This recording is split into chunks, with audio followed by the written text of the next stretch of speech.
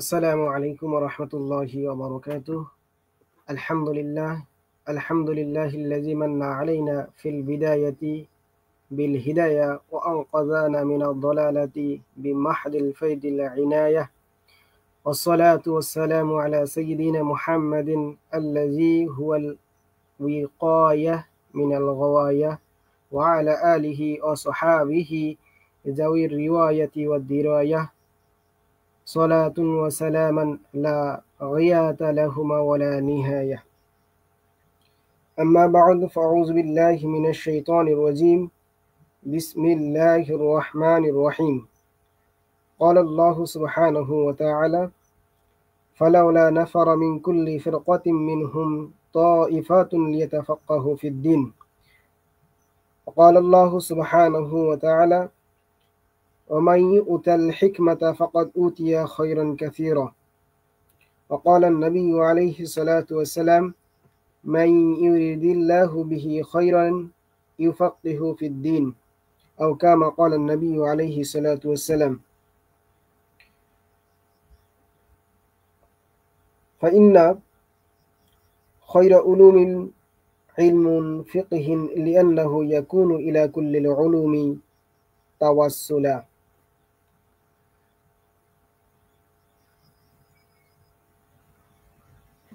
আলহামদুলিল্লাহ, সমস্ত প্রশংসা আল্লাহ সুবহানাহু ওয়া তাআলার, যে আল্লাহ পাক রব্বুল আলামিন আমাদেরকে আজকের এই ক্লাসটি লাইভ করার সুযোগ করে দিয়েছেন। আল্লাহ পাক রব্বুল আলামিনের প্রতি লাখো কোটি শুকরিয়া যে আল্লাহ পাক রব্বুল আলামিন আমাদেরকে আত-তাদরিস বিশ্ববিদ্যালয় ভর্তি কোচিং এর পক্ষ থেকে ফ্রি ক্লাস সমূহের মধ্য থেকে অন্যতম একটি ক্লাস ফিকহের উপর একটি ক্লাস করার তৌফিক দিচ্ছেন, তৌফিক দান করেছেন। সেজন্য আল্লাহ পাক রব্বুল আলামিনের প্রতি কালিমাতুশ শুকর, সকলে পড়ছে আলহামদুলিল্লাহ। সুপ্রিয় শিক্ষার্থী বন্ধুরা, তোমরা সকলেই জানো যে আমরা আত-তাদরিস বিশ্ববিদ্যালয় ভর্তি কোচিং থেকে ইবি ও চবি ধর্মতত্ত্ব এডমিশন কোর্স চালু করেছি। তো এখানে আমাদের রয়েছে ইসলামী বিশ্ববিদ্যালয় ধর্মতত্ত্ব অনুষদ ও কলা অনুষদভুক্ত মোট ৬টি সাবজেক্ট, এবং চট্টগ্রাম বিশ্ববিদ্যালয় B2 উপ ইউনিট ভুক্ত ২টি বিষয়ে পুরোপুরি অনলাইন ভিত্তিক মাধ্যমে চালু করেছি। পুরোপুরি অনলাইন ভিত্তিক ধর্মতত্ত্ব কোচিং হিসেবে আমরাই সর্বপ্রথম শুরু করেছি এটি। আমাদের আগে কেউ এই অনলাইন ভিত্তিক ইসলামী বিশ্ববিদ্যালয় ধর্মতত্ত্ব অনুষদ ডি ইউনিটের কোনো ক্লাস শুরু করেনি, আমরা সর্বপ্রথম শুরু করেছি। এবং আমাদের ক্লাসগুলো সবচেয়ে মেধাবী শিক্ষক দ্বারা পরিচালিত এবং সার্বক্ষণিক মনিটরিংয়ের মধ্যে রাখা হয় আমাদের সকল ছাত্রছাত্রীদেরকে। তো তোমরা যারা ইসলামী বিশ্ববিদ্যালয়ের ৬টি বিভাগে প্রায় ৪২০টি আসন এবং চট্টগ্রাম বিশ্ববিদ্যালয়ে ২টি বিভাগে ২৪০টি আসন, এই আসনে তোমাদের একটা আসন নিশ্চিত করতে চাও, তাহলে তোমরা আজই আমাদের এই আত-তাদরিস বিশ্ববিদ্যালয় ভর্তি কোচিং সিরাত 63 এই কুপন কোডটি ব্যবহার করে ৬৩% পর্যন্ত ছাড় দিয়ে তোমরা ভর্তি হতে পারো। তো আজকের ফ্রি ক্লাসে আমরা আলোচনা করব ইলমুল ফিকহ সংক্রান্ত বিষয়ে। তো আমরা যারা যুক্ত আছি সকলেই ক্লাসটাকে শেয়ার করে দেই, সর্বোচ্চ ক্লাস শেয়ার করার চেষ্টা করি আমরা সকলেই। তো আমরা ক্লাসে শুরু করার আগে আমরা কিছু আলোচনা করলাম আমাদের কোচিং সংক্রান্ত বিষয়ে। এখন আমরা ক্লাসের দিকে ধাবিত হব ইনশাআল্লাহ। আমাদের আজকের ক্লাসের মূল বিষয় হচ্ছে আল ফিকহ। ফিকহ জিনিসটা কি সেটা আমাদেরকে আগে বুঝতে হবে।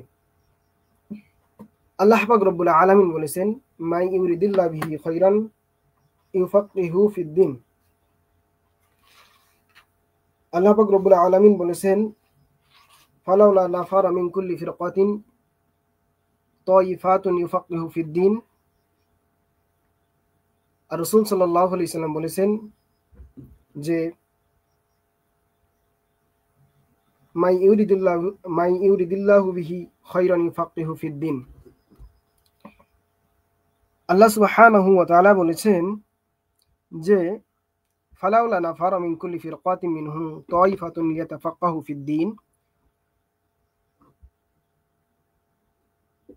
তোমাদের মধ্য থেকে প্রত্যেক জনপদ থেকে একটি ক্ষুদ্র দল কেন দিন শিক্ষার উদ্দেশ্যে বের হয় না? আল্লাহ রাসূল সাল্লাল্লাহু আলাইহি সাল্লাম বলেছেন, মাই ইউরিদুল্লাহু বিহি খায়রান ইউফাক্কিহু ফিদ্দিন।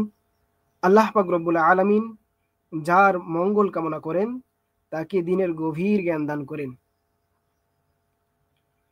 এটাই মূলত ইলমুল ফিকহের এবং ফকিহদের মর্যাদা এবং বৈশিষ্ট্যের কথা বলা হয়েছে।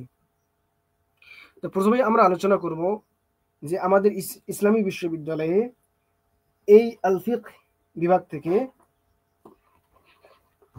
মানবন্টন অনুযায়ী আমাদের কিছু মার্ক এখান থেকে আসে। ইসলামী বিশ্ববিদ্যালয়ে আল ফিকহ থেকে 5 নম্বর মার্ক বরাদ্দ রয়েছে।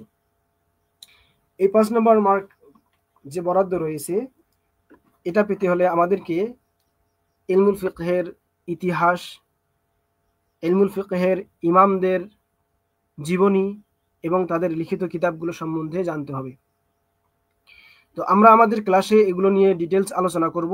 আজকে আমরা সংক্ষেপে ইলমুল ফিকহ এর পরিচয় এবং ফিকহে হানাফি এর কিছু বৈশিষ্ট্য নিয়ে আলোচনা করব ইনশাআল্লাহ। প্রথমে আমরা ইলমুল ফিকহের আলোচ্য বিষয় আলোচনা করব, তার আগে এর পরিচয়টা আমরা একটু জেনে নিই। ফিকহ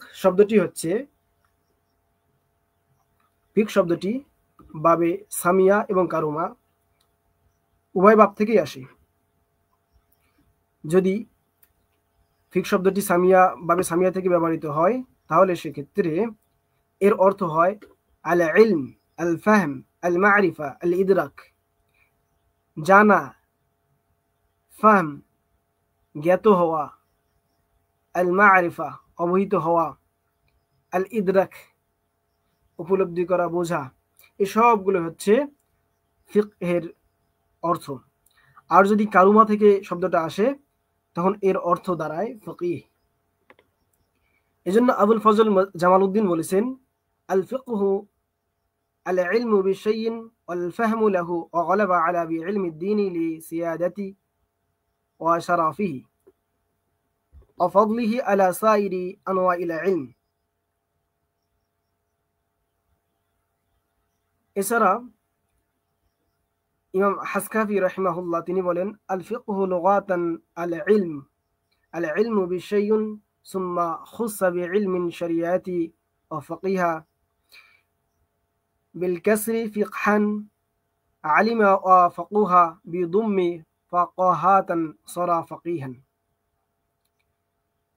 এখানে ইলমুল ফিকহের সংজ্ঞা এবং ইলমুল ফিকহের শাব্দিক অর্থ বলা হয়েছে, কিন্তু ইলমুল ফিকহের যে পারিভাষিক অর্থ সেটা যদি আমরা একটু দেখি, সেটা হচ্ছে হুয়া ইলমুন বাহিসুন আনিল আহকামিশ শারঈয়্যাতিল ফারঈয়্যাতিল আমালিয়্যা মিন হাইসু ইসতিনবাতিহা মিনাল আদিল্লাতিত তাফসিলিয়্যা।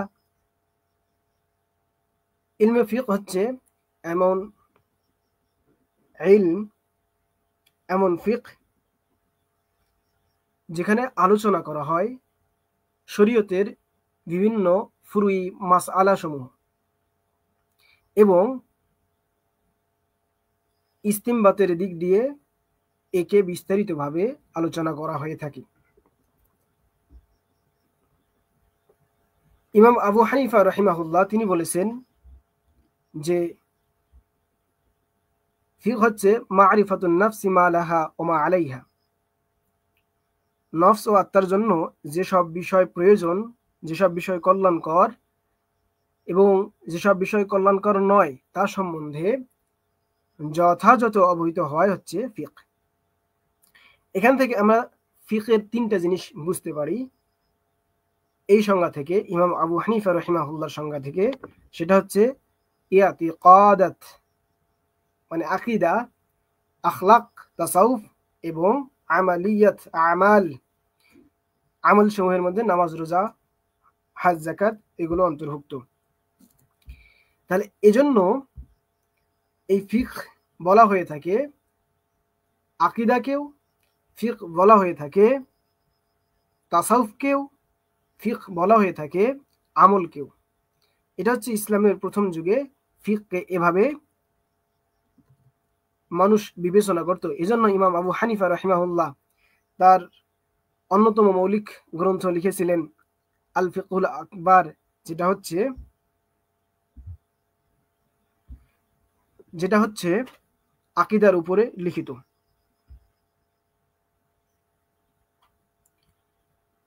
তাহলে আমরা বুঝতে পারলাম যে ফিকহ দ্বারা আকীদাকেও বোঝানো হয়ে থাকে, ইলমুল আকাইদ, ইলমুল তাসাউফ এবং ইলমুল আমাল এটাকেও বলা হয়ে থাকে। এই আমালের অন্তর্ভুক্ত জিনিসগুলোকেই বর্তমানে ফিকহ বলা হয়ে থাকে। এখন আমরা ফিকহ বলতে যা বুঝি, সেই ফিকহটা দ্বারা পরবর্তীকালে যে পরিভাষাটা প্রসিদ্ধ হয়ে গেছে, সেই প্রসিদ্ধ পরিভাষাটা হচ্ছে যে আমলগত যে ইলমটা, সেটাই হচ্ছে ফিকহের অন্তর্ভুক্ত। এজন্য ফিকহের আলোচ্য বিষয় যদি আমরা একটু লক্ষ্য করি, এখানে বলা হচ্ছে যে আফআলুল মুকাল্লিফিনা মিন হাইসুত তাকলিফ, শরঈ বিধান প্রয়োগকৃত নরনারীর কাজকর্ম, অর্থাৎ মানুষের কাজকর্মগুলোই হচ্ছে মূলত ইলমুল ফিকহের আলোচ্য বিষয়। আর ইলমুল ফিকহের লক্ষ্য উদ্দেশ্য কি? সাআদাতুদ দারাইন, উভয় জগতে সৌভাগ্যবান হওয়া, উভয় জগতে সৌভাগ্যবান হওয়া, উভয় জগতে ইহকালীন কল্যাণ এবং পরকালীন মুক্তি হচ্ছে ইলমুল ফিকহের লক্ষ্য ও উদ্দেশ্য। এখন ইলমুল ফিকহ আমাদের কাছে এসেছে যেভাবে, এটা একদিনে সমাদৃত হয়নি, এটার একটা লম্বা ইতিহাস রয়েছে। এই ফিকহটার ইতিহাসগুলোর মধ্যে, তারিখের মধ্যে রয়েছে অনেকগুলো স্তর। এই স্তরসমূহের মধ্যে অন্যতম স্তর হচ্ছে 6টি। ইলমুল ফিকহের স্তর হচ্ছে 6টি, বা ইলমুল ফিকহের ক্রমবিকাশের ধারাবাহিকতা হচ্ছে 6টি যুগ মোটামুটি ভাগ করা হয়ে থাকে। 1 নম্বর হচ্ছে রাসূল সাল্লাল্লাহু আলাইহি সাল্লামের যুগ। রাসূল সাল্লাল্লাহু আলাইহি সাল্লামের যুগটা, এটা হচ্ছে রাসূল সাল্লাল্লাহু আলাইহি সাল্লামের নবুয়ত থেকে শুরু করে তার ইন্তেকাল পর্যন্ত, এটা হচ্ছে রাসূল সাল্লাল্লাহু আলাইহি সাল্লামের যুগের ফিকহ। দ্বিতীয়ত ফিকহ হচ্ছে কিবারুস সাহাবা, এটা হচ্ছে খোলাফায়ে রাশিদিনের সমাপ্তি লগ্নে এসে শেষ হয়েছে। এরপর হচ্ছে সিগারে সাহাবা ও তাবিঈনের যুগ।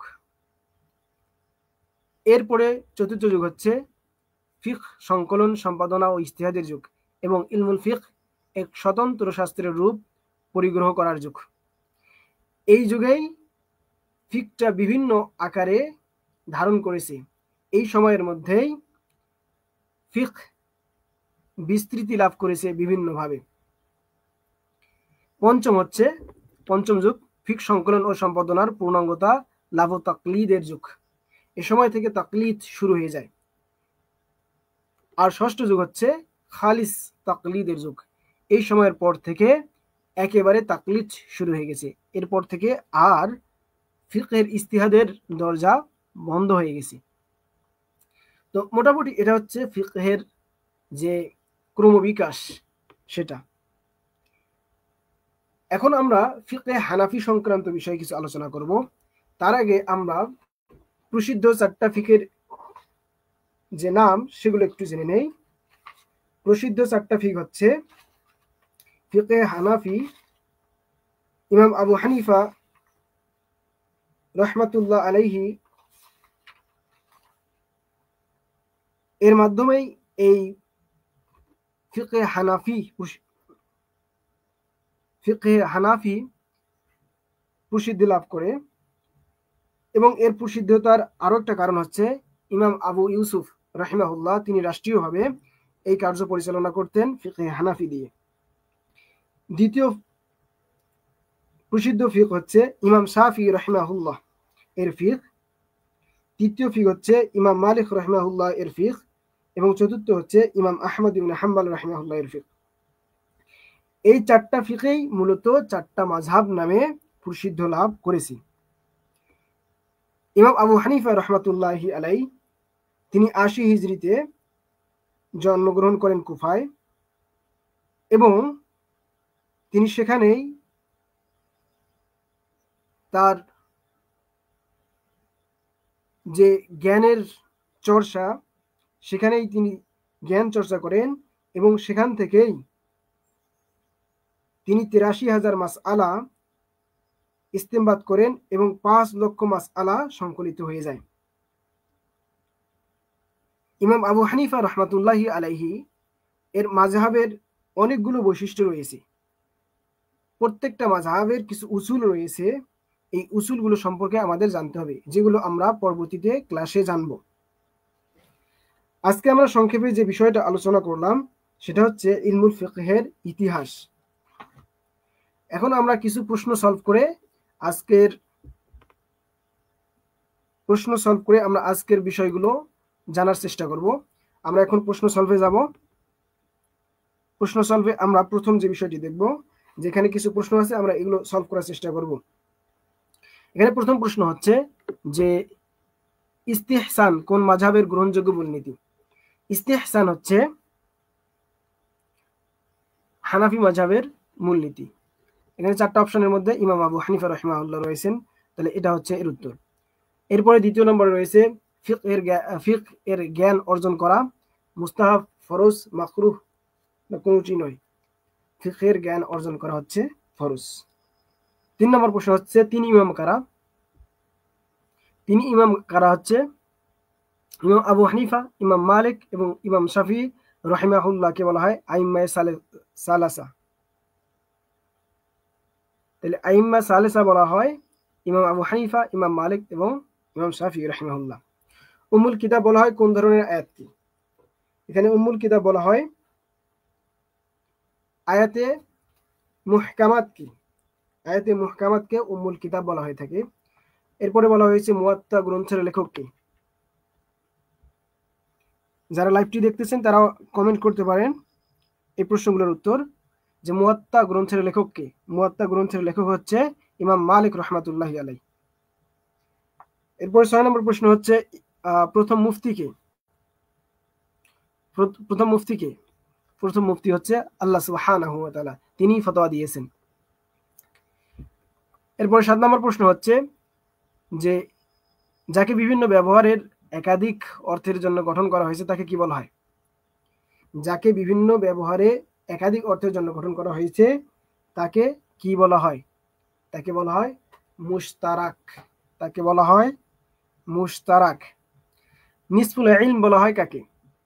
নিসফুল ইলম বলা হয় ইলমুল ফারাইজকে। নিসফুল ইলম কাকে বলা হয়?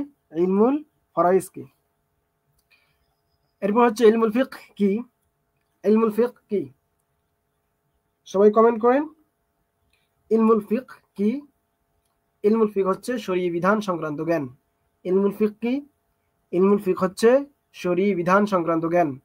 এরপর হচ্ছে ইমাম মালিকের চেয়ে বড় ফকিহ ছিলেন কে? ইমাম মালিকের চেয়ে বড় ফকিহ ছিলেন কে? ইমাম শাফিঈ রাহিমাহুল্লাহ। ইমাম মালিকের চেয়ে বড় ফকিহ ছিলেন ইমাম শাফিঈ রাহিমাহুল্লাহ। নিচের কোনটি মৌলিক উসুল নয়? নিচের কোনটি মৌলিক উসুল নয়? নিচের কোনটি মৌলিক উসুল নয়? উরফ। এই উরফ এটা মৌলিক উসুল নয়। এরপরে প্রশ্ন হচ্ছে যে উসুলে ফিকহ এর জনক কে? উসুলে ফিকহের জনক কে? উসুলে ফিকহের জনক বলা হয় ইমাম শাফি রাহিমাহুল্লাহকে, তার কিতাবুল এর কারণে। উসুলে ফিকহের জনককে ইমাম শাফি রাহিমাহুল্লাহকে উসুলুল ফিকহের জনক বলা হয় তার কিতাবুল এই কিতাবের কারণে। ইমাম আবু হানিফার অনুসারীদেরকে বলা হয় আহনাফ। ইমাম আবু হানিফার অনুসারীদেরকে বলা হয় আহনাফ। এরপর হচ্ছে হাদিস অস্বীকারীর অবস্থান। যারা হাদিস অস্বীকার করে, মুনকিরিনে হাদিস, এরা হচ্ছে কাফের। হাদিস অস্বীকারীরা হচ্ছে কাফের। এরপর হচ্ছে যার অর্থ স্পষ্ট ব্যাখ্যা সাপেক্ষ তাকে কি বলা হয়? যার অর্থ অস্পষ্ট ও ব্যাখ্যা সাপেক্ষে তাকে কি বলা হয়? তাকে বলা হয় কিনায়া। তাকে বলা হয় কিনায়া। শরহে বেকায়া গ্রন্থের লেখক কে? শরহে বেকায়া ফিকের একটা হচ্ছে মতনের কিতাব।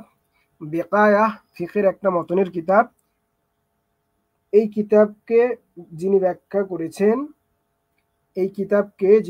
করেছেন তিনি হচ্ছেন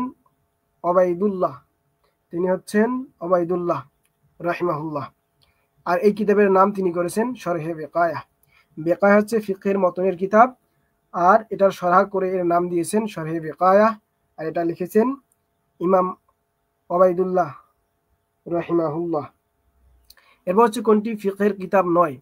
আল ফিকহুল আকবার এটি ফিকহের কিতাব নয়, এটি হচ্ছে আকীদার কিতাব। সর্বপ্রথম ফিকহ গ্রন্থ লেখেন কে? সর্বপ্রথম ফিকহ গ্রন্থ লেখেন কে? যারা লাইভে যুক্ত আছেন তারা কমেন্ট করেন। সর্বপ্রথম ফিকহ গ্রন্থ লেখেন কে? সর্বপ্রথম ফিকহ গ্রন্থ লেখেন ইমাম আবু হানিফা। ফিকহুল আকবার তিনি লেখেন। এরপরে হচ্ছে কতজন ইমামকে শাইখাইন বলা হয়? দুইজন ইমামকে শাইখাইন বলা হয়। শরহে বেকায়া কোন মাযহাবের গ্রন্থ? শরহে বেকায়া হানাফি মাযহাবের গ্রন্থ। শরহে বেকায়া হচ্ছে হানাফি মাযহাবের গ্রন্থ। হাম্বলি মাযহাবের প্রধান ইমামের নাম কি? হাম্বলি মাযহাবের প্রধান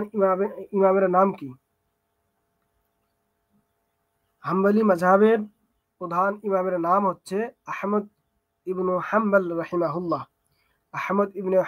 রাহিমাহুল্লাহ। এরপরে 22 নম্বর প্রশ্ন, ইমাম শাফিঈর নাম কি? 22 নম্বর প্রশ্নের উত্তর কমেন্ট করেন। ইমাম শাফিঈ রাহিমাহুল্লাহ এর নাম কি? ইমাম শাফিঈ রাহিমাহুল্লাহ এর নাম হচ্ছে মুহাম্মদ ইবনে ইদ্রিস।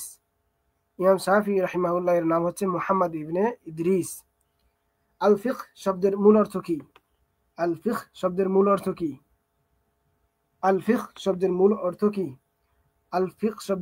অর্থ হচ্ছে সূক্ষ্ম জ্ঞান।